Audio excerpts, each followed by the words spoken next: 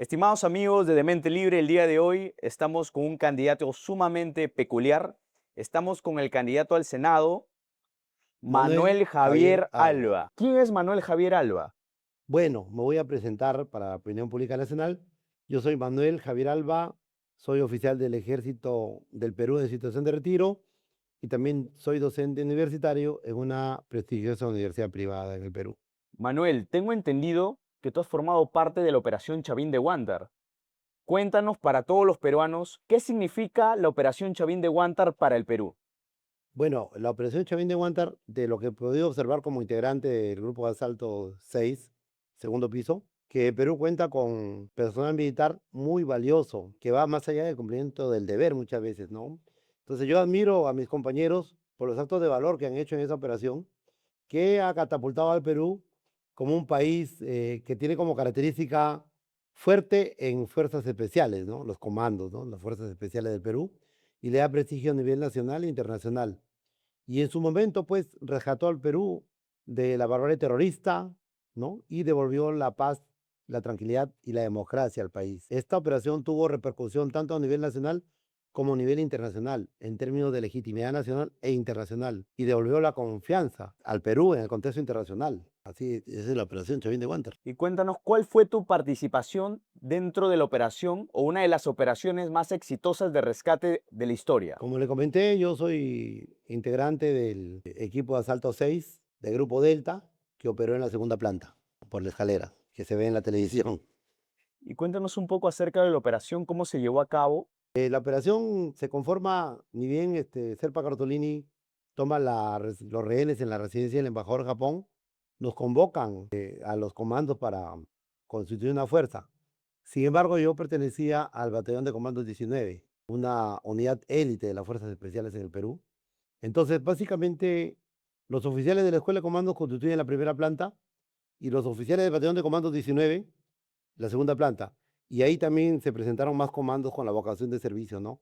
Uno de ellos, el héroe nacional Valer, también se presentó Juan Valer. Estaba en la escuela de guerra, recuerdo. Juan Valer Sandoval ha sido mi superior y amigo, una persona muy trabajadora, muy valiente y de gran carácter. El día que íbamos a ingresar a rescatar a los rehenes, a las 6 de la mañana llegó el desayuno, Quaker, triples, ¿no?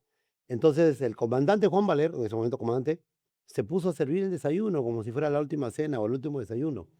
Entonces los oficiales que éramos menos antiguos, en el ejército, la costumbre y es por educación, que cuando hay esas situaciones de servir la comida, el menos antiguo tiene que servir. Entonces yo conversé con mis compañeros que éramos menos antiguos, pero ¿por qué el comandante sirve? Entonces yo le dije, mi comandante, deje que nosotros los menos antiguos vamos a servir. Me dijo, no hermanito, todos somos comandos. Y bueno, como ya le había dicho por la cortesía, él continuó sirviendo, ¿no? A todos nos sirvió el desayuno en el sector donde estábamos. Y cuéntanos cómo fueron estos días de operación. Perú es el único país en América que no ha negociado con el terrorismo, porque eso genera un cambio en las costumbres, en la cultura, ¿no? Muchas veces adquieren el denominador de guerrillero y eso ya le da, aunque violan el derecho de la guerra, pero al negociar está legitimando, ¿no? Un estatus de beligerante, combatiente. Entonces, inclusive nosotros tenemos en otros países algunos terroristas que después fueron guerrilleros, negociaron la paz y después han sido presidentes. Entonces, allí hay situaciones que en el Perú no se ha permitido. Entonces, creo que más allá de lo importante que es salvar el honor nacional, el tema de no negociar con el terrorismo ha sido fundamental para mantener al Estado incólume ante Correcto. esta barbarie terrorista. He estado revisando su perfil y veo que tiene una trayectoria militar muy honorable. Dígame, ¿cómo comenzó esta historia? Bueno, yo procedo de provincia, de Chulucanas, del Alto Piura. Mis padres de San Pedro de Lloc, mi madre de Cajamarca, Contumaxá, y como él ha sido médico y mi mamá obstetriz, radicaron en Chulucanas. Pero al ser el último hijo de 9 hermanos, ya yo nací asmático, ¿no? Entonces, un poco endeble mi salud. Pero todo cambió cuando mi madre preparó un jarabe a base de ajo y miel y otras cosas. Y en cuarto año de secundaria comencé a sanarme el asma, comencé a entrenar, a correr, a nadar.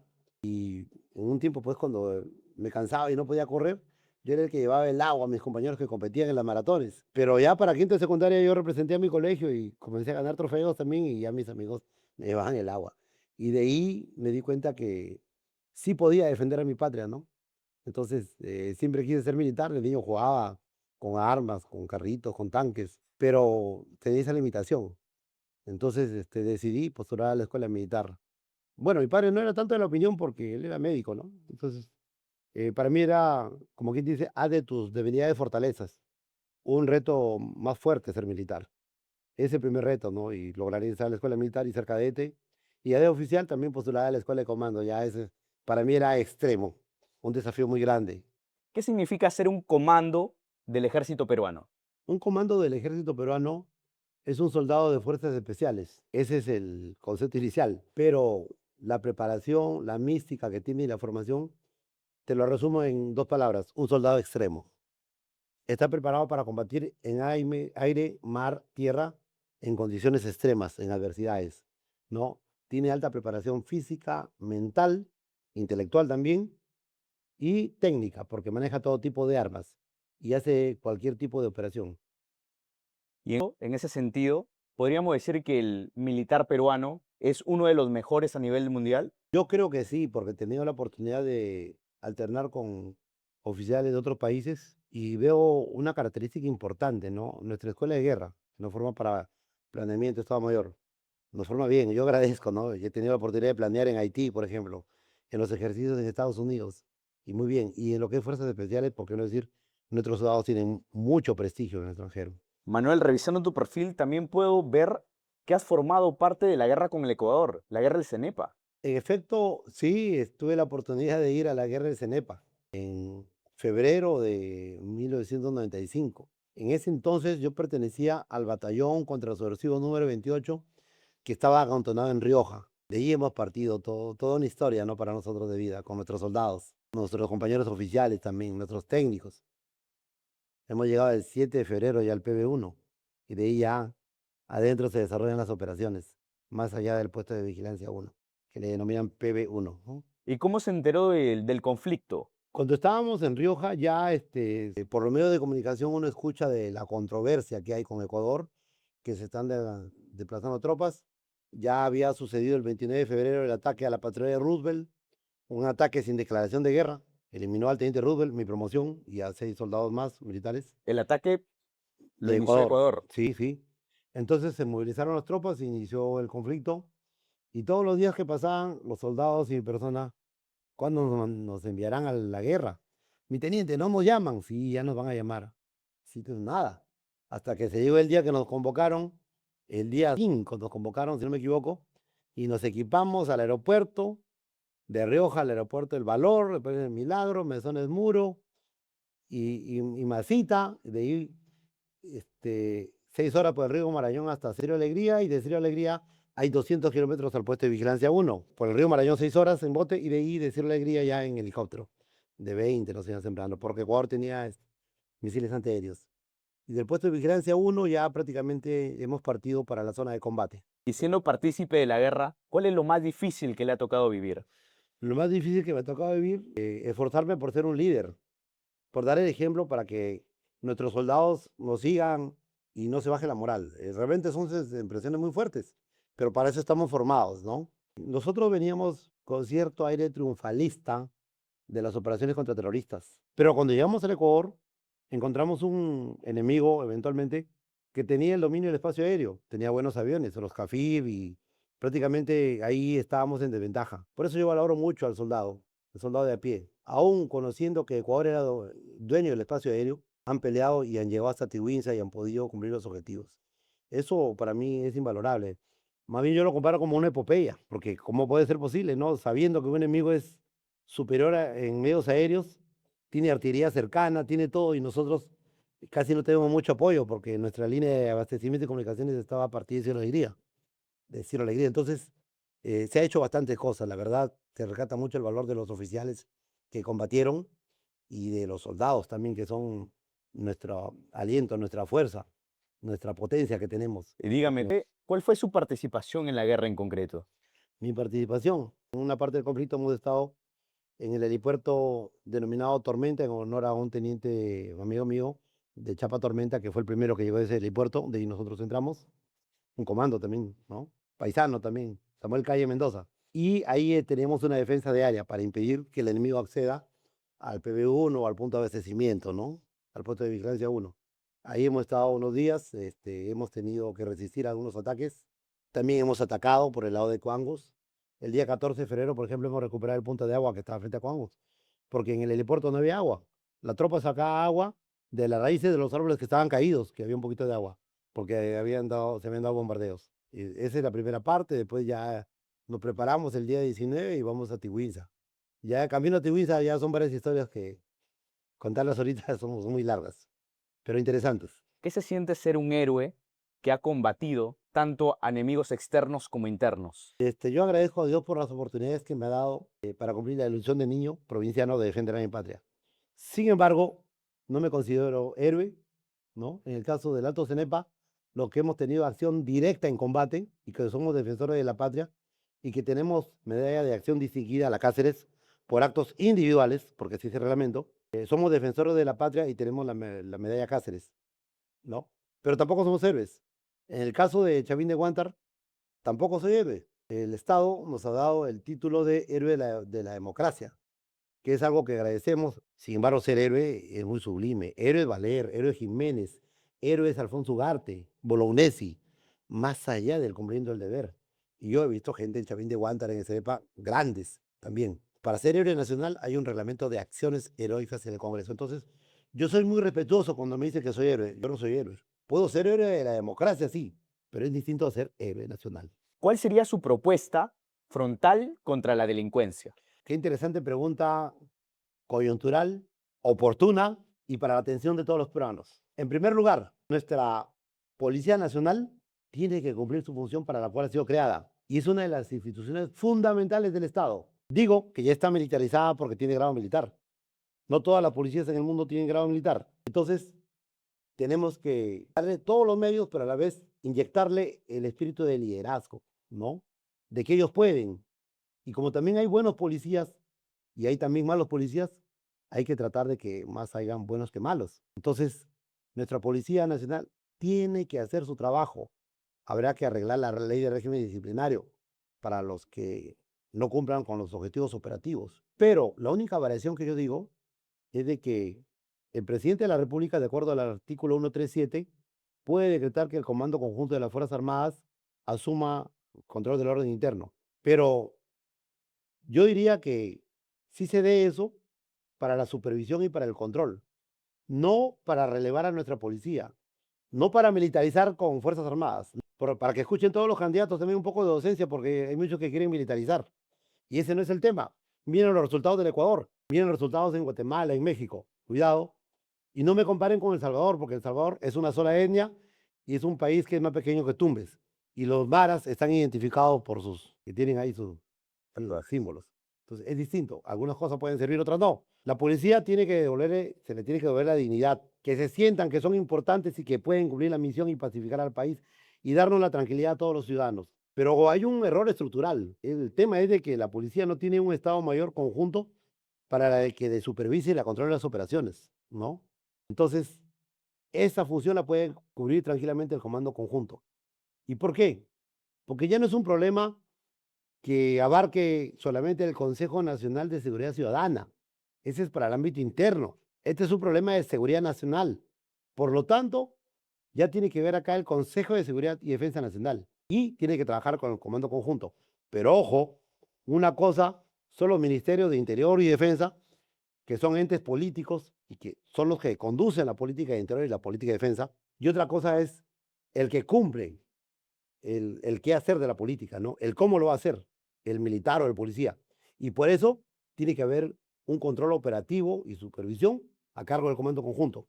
Ese problema estructural no lo hemos superado. Y ese Comando Conjunto es el que va a supervisar las operaciones. Los ministerios pues hacen su función de control administrativo, de gestión, que tengan resultados. Pero ¿quién más sabe la parte de amenazas, de enfrentamientos, cuando ya hay fuego? El Comando Conjunto. Entonces, ¿quién controla a la policía? Ahí está el tema. Eso yo no he escuchado a ningún candidato que lo diga. Seguramente algunos van a estar a favor, otros en contra. Sin embargo, puedo decir humildemente que también tengo estudios en el Colegio Interamericano de Defensa, tengo una maestría y quiero aplicar estos conocimientos de la maestría, porque aparte he sido también docente ahí. Entonces, conozco Actualmente, el tema de América Latina y el crimen a profundidad y por eso le puedo decir con base estadística de que la militarización no ha funcionado en varios países. Cuidado, Correcto. ya no le quitemos la dignidad a nuestra querida Policía Nacional. Hay que darle buenos hombres, hay que forjarlos en liderazgo en todos los niveles. ¿Por qué tiene éxito Chavín de Huántar? Porque hay un jefe equipo. Ese es un líder, va adelante, comanda con el ejemplo. No dice vayan, síganme, ¿no? Y está atento a todo su equipo. Es el guía, el conductor que llega al objetivo que se le impone con todos, ¿no? Perfecto. Entonces, si por ahí tenemos un acto de corrupción, un acto de cobardía, ya perdiste el liderazgo. Entonces, yo me atrevería a ensayar un término que sí se necesita en nuestra querida Policía Nacional, reingeniería, que más se emplea para el término comercial. ¿Qué mensaje le da a los peruanos que viven día con día en carne propia la delincuencia? Yo quiero decirle a todos mis compatriotas, a toda la sociedad peruana, que no pierdan la fe. Ya es tiempo, en 202 años de vida republicana independiente que tenemos, ya casi, ya es tiempo que haya un cambio generacional, ¿no? Y un cambio de políticos, ¿no?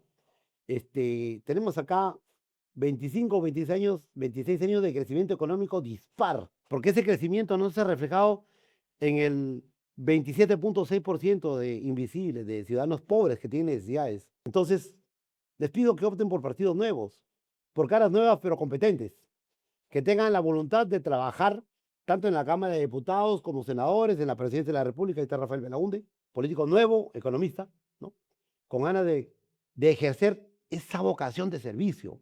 Miren, la persona que acuñó el término partidos políticos en Inglaterra, Edmund Burke, dijo, el mal existe porque los hombres buenos no hacemos nada.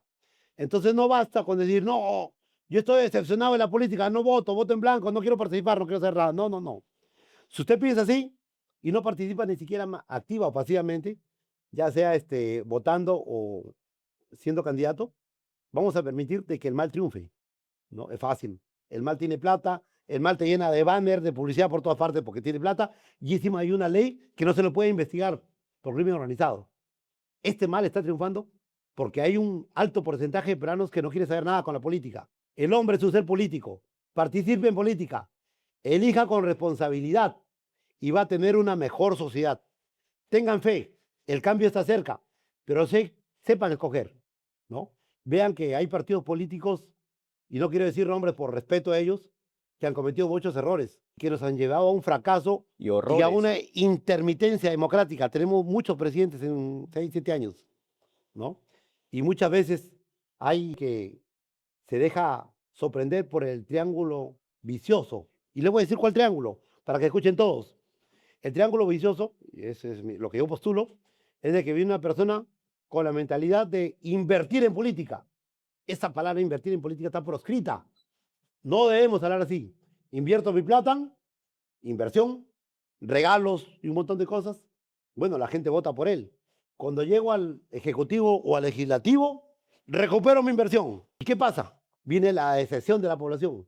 Y por eso decimos, por estos no, por estos no. Pero cuando vienen los regalos, viene la publicidad, vienen los banners, pucha, se olvidan. Entonces ahorita estamos en una situación asimétrica en competencia política. En mi caso, yo soy un jubilado de las Fuerzas Armadas, soy docente universitario y los gastos de campaña, lo poco que gasto, lo asumo con ¿Usted mi dinero. financia su propia campaña? Sí, yo no tengo apoyo para financiar mi campaña. Y tampoco lo deseo. Entonces, hay que agrandarse ante un Goliat que tienen mucho poder económico y que están gobernando ya prácticamente varios años, que llenan el Congreso de asesores. Todavía se dan 20.000 soles de aguinaldo, cuando esa plata la pueden revertir, porque yo pienso que es mucha frialdad darse 20.000 soles de aguinaldo a sus trabajadores y ellos, cuando hay mucha gente que tiene necesidades, los invisibles, y después quieren pena de muerte para crimen.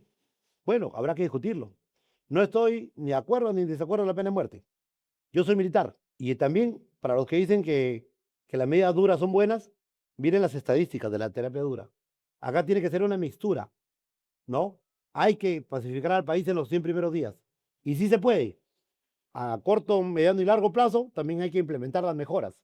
A ver, yo les pregunto a ustedes, un joven, un niño de 10 años, 11 años, no tiene para comer, el padre abandonó a la madre, a veces no toma desayuno, se va al colegio, no tiene expectativas, está en vulnerabilidad, no tiene una buena educación, ¿no? No hay un ministerio de la familia. Con esto no quiero decir que agranden los ministerios, ¿ah? Hay que recortar a 14, 12 ministerios más bien. Pero tiene que haber un ministerio de la familia. Ejecutar bien el presupuesto. Claro, esa es la unidad básica de la sociedad. Pero ¿qué pasa con estos niños? Viene el crimen organizado, el impedimento ilegal, el sicariato, toma, 200 soles, 3 o más, una pistola con munición. El disparar es como un juego y el niño mata y se convierte en sicario. Entonces, a mediano plazo hay que ir pensando que no basta con las medidas duras, que cortar a mediano plazo la fuente de abastecimiento de recursos humanos del crimen. Hay que cortarla. ¿Y cómo la cortas? Bueno, el puericultorio Pérez Aníbal es un ejemplo muy bueno de que gente, niños con necesidad han vivido ahí. ¿Por qué no replicamos 25 puericultorios? ¿No? Con la ayuda del ejército y las religiones, formar a estos niños en educación. Y van a ver que van a salir buenos líderes, ¿no? Antes de que el crimen los capte. Estoy hablando a mediano y largo plazo. Pero a corto plazo, sí hay que intervenir con todos los elementos del poder nacional. Si a la policía le falta recursos, ahí está la Fuerza Armada para que le dé. Pero no la relevemos, por favor. Respetemos la dignidad de nuestra querida Policía Nacional. El Congreso cada año se desacredita más. Hay muchos congresistas, tanto del ejército, que prometen muchas cosas. ¿Qué lo diferencia a usted? Mira, justamente aprovecho antes de responderte que yo estoy invitando a los candidatos militares a un debate público para que sea la opinión pública que escoja por quién va a votar. No, porque es bien fácil decir, yo tengo 40 años de servicio, yo soy Chavín de Guántar, yo soy CENEPA, yo he combatido el terrorismo, yo tengo esto, el otro. Sí, pues, pero mejor le regalo un yo-yo. Vamos a discutir, a debatir cuáles son tus propuestas. A todos mis compañeros militares. Debatamos, yo los quiero mucho. Sé que son muy capaces, hay muchas ideas, pero hay que seleccionar las mejores ideas. ¿Y quiénes va a seleccionar? La opinión pública. Hay que sentarnos a debatir, eso es lo primero que te digo. Ahora, ¿qué yo ofrezco? Bueno, un senador, el senador de la República, para todo el Perú. Yo diría, como dice Jesús, aún tengo ovejas que son de otro rebaño. Pero voy a hablar de nuestros soldados, de nuestros técnicos oficiales. Voy a empezar por el escalón más bajo, que son los primeros, nuestra gente, ¿no? Los soldados. Una encuesta del año 2016 del coronel Rueda, que tiene un proyecto que yo lo estoy tomando para vivienda sostenible para los soldados que sirven a su patria, arrojó que el 96% de jóvenes que van al servicio militar en Tacna no tienen casa. No tienen casa. No tienen casa. No todos sirven, ¿no? Hay muchos candidatos que no han servido a su patria y quieren ser presidentes. Hay algunos que sí. Pero bueno, sería bueno que todos sirvan para que vean la realidad nacional y que se empaticen con jóvenes de diferentes etnias, ¿no? Porque somos un país multiétnico y quieran al país. Nadie ama a lo que no conoce. Ojo. Entonces, para nuestros soldados, primero tienen que tener una vivienda digna. Yo sé que actualmente el Perú tiene un déficit de 1.900.000 familias sin casa. Ahí están consideradas 600.000 viviendas precarias. Cada año se crean 140.000 familias, pero cada año se construyen 80.000 casas. Esto es grave. Dentro de ese paquete, pues, tienen que estar los trabajadores de salud, los docentes, nuestros licenciados también. Si nosotros vemos, tenemos bastantes tierras, ¿no? Bastantes. Ahora voy a empezar con nuestros soldados, que también están en ese paquete. La Inglaterra de los 70-80, cuando llegó la dama de hierro, Margaret Thatcher, a poder, Inglaterra pues estaba en crisis económica y mucha gente vivía en casas alquiladas. Y Margaret Thatcher dijo, no, hay que hacer de Inglaterra un país de propietarios. Acá también tenemos que hacer un país de propietarios. Cada familia debe tener una vivienda y una vivienda digna, ¿no? Eso es prioridad también. Entonces, nuestros licenciados están involucrados ahí, porque podemos inferir que los jóvenes que sirven en Tacna, el 96% no tiene una casa en su familia, que queda para nuestros licenciados el resto. Y sobre todo para los vencedores del terrorismo. Miren, en Estados Unidos el presidente Eisenhower dijo, ¿qué hago con todo héroe, defensor en la guerra, ¿no? Combatientes. Y no tuvo mejor idea que crear las townhouse. Una casa amplia, con jardines alrededor, bonita, con su bandera americana ahí. Ahí vi un combatiente de la guerra y les dio, ¿no? Y los políticos no engañan a nuestros licenciados. No esperemos que envejezcan olvidados o engañados. Hay que trabajar por eso. No sé si llegará al Senado, pero hay que luchar por eso, tanto en el Ejecutivo como en el Legislativo.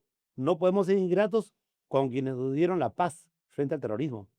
Entonces, la ley de servicio militar dice que puede tener prioridad para una parcela en una zona de menor desarrollo. Pero esa ley, como está de letra muerta, porque ¿quién va a ir donde no hay presencia del Estado, a una zona inhóspita? Entonces hay que corregirla y ahí tenemos un borrador ya de un proyecto. Lógicamente el senador no hace el proyecto, es el que va a evaluar y va a aprobar. Pero nuestro equipo de diputados sí lo hace. Tiene que decir ahí una parcela en una zona de menor desarrollo donde exista presencia del Estado o un terreno para vivienda, donde se le determina. Y terrenos tenemos bastantes.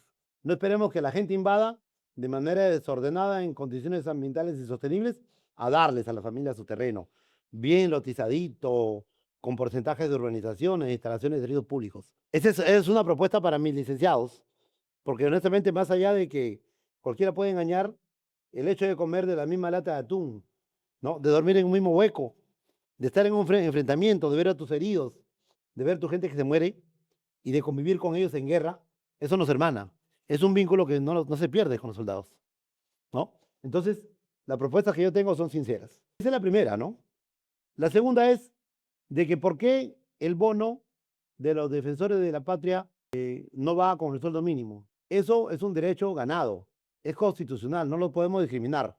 Entonces hay que sacar un proyecto de ley en coordinación con la ley de presupuesto para que ese bono que tienen los defensores de la patria sea indexado con la finalidad de que cuando aumente el sueldo mínimo no quede rezagado lo que ellos perciben. Ojo, porque de lo contrario no estamos cumpliendo con los derechos fundamentales de nuestra Constitución. Igualdad de oportunidades sin discriminación, artículo 26. Ojo, cuidado. Otra propuesta. Los soldados, si bien es cierto, les alegra dar una medalla y un diploma, pero ese es de la época napoleónica, cuando ellos son con estas cosas cuando me ganan mis soldados. Y los soldados llegaban a Austerlitz, a Marengo, etcétera, y vivían de la comarca y saqueaban. Ahora no se saquea, son soldados con conciencia, con respeto a la población, con derechos humanos. Entonces, el soldado no vive de diplomas ni medallas. Eso es un momento que está bien para levantar la moral. Entonces, hay que darles, ¿no? Ahí está el tema del bono del defensor de la democracia. Yo sé que ahorita el MES puede decir que es políticamente inviable, pero ya lo digo, es inviable porque sería una negociación perder, ganar, pierde el Estado, ganan ellos.